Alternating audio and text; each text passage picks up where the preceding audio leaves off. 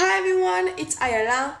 If you have seen my goals for 2015 video, you will know that I'm starting a new video series this year, which is Let's Talk. Let's Talk is a video series where I talk about the book that I'm currently reading at the time that I'm filming that video and what that book makes me think about. Basically, throughout the couple of months that I've been booktubing, I saw that I couldn't express all of my opinions on a certain book in the amount of time that I do a wrap-up. And so I wanted to do something that isn't exactly a weekly wrap-up because I don't read that much in 1 week, but still a format where I'll be able to express my opinions. Also the opinions that I during my reading experience, because I find that sometimes I change my opinions throughout a book, and it's really interesting to see what I thought in the middle of the book versus what I think about at the end of that book. So that's basically what Let's Talk is about. This is going to be a weekly video series, so every week I'll upload one video, so you can keep your eyes out for that. And let's begin with this video. In this video, I'm going to be talking about the book that I'm currently reading, which is The Girl with All the Gifts by M.R. Carey. Yes, I have been reading this since the end of December, but January's been a really hectic month so far, so it's taking me a lot of time to read.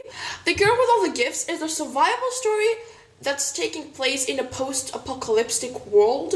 I think that what makes the story so interesting and yet relatable for everyone is that M.A. Carey did a really great job with categorizing the way that people will behave at certain situations and then making 5 characters that represents those 5 groups in such a perfect way that makes us really see the story from different perspectives and understand the way that people behave differently in the same situation. So the first situation that we have is the flight people versus the fight people. For fight people, we have Sergeant Parks. He's an army man, and even beforehand he used to fight the thing that brought to the end of the world head on, and so his entire opinion when they come to a certain obstacle in their way, since this is a survival story, he's like, you know what, let's fight it. We can't just sit down, we shouldn't spend lots of time thinking about it, we need to fight it, and we need to fight it in a smart way, which I really enjoy.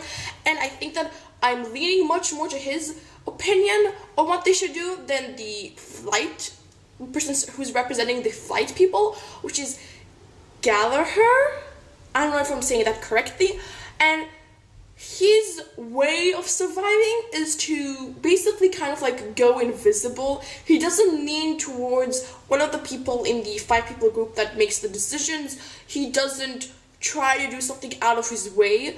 And from the flashbacks that we get from his perspective about his life before he joined the army was that he likes to just make himself invisible and then, you know, stay away from something and think about a problem like in a way as if I won't think about it, if I'll ignore it, it'll go away, which is definitely not how I think about things, especially with the things that happen to them in this book.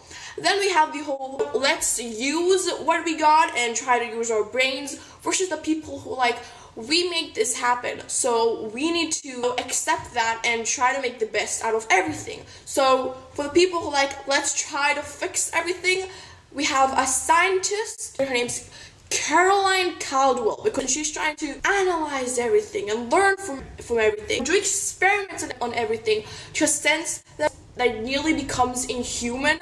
Like, her feelings are so shut down throughout the entire plot. And then we have Helen Justinua, and she's a teacher. And she's also a social worker type of person in this post-apocalyptic world.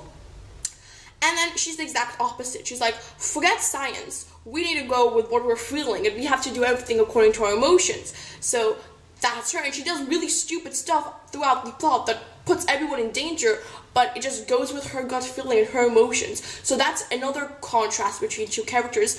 And then we have our last character, who is in contrast to the other 4 characters that I told about, that has a certain disability, I'm going to call it, in this post-apocalyptic world. And this character is trying to fight against her nature because her nature is dangerous to some people, but at the same time, it is what's going to save her. And so we get to see this 5 different perspectives of what I feel like the 5 different category of how people will behave. It really makes you think about what you would do in that situation, because I think I'll lean much more into Sergeant Parks and the scientist opinion of the whole you have to fight it or you have to learn from it and try to fight it with your smarts, than the whole let's just try to ignore the problem, and the whole let's do things based on our emotions. What makes this book so relatable for everyone, that everyone can find that one character that he'll be able to emphasize with and be able to think like, that's what I would do in that situation. Sometimes I switch between the characters because every situation is different, but I think that this book also helps you learn more about yourself.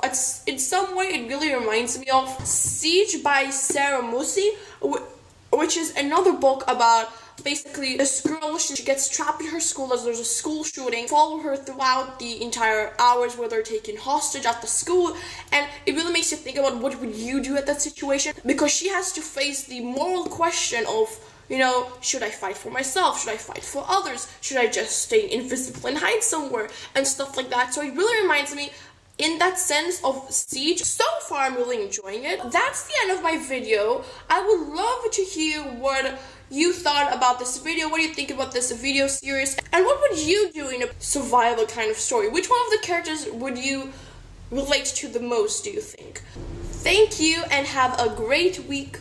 Goodbye.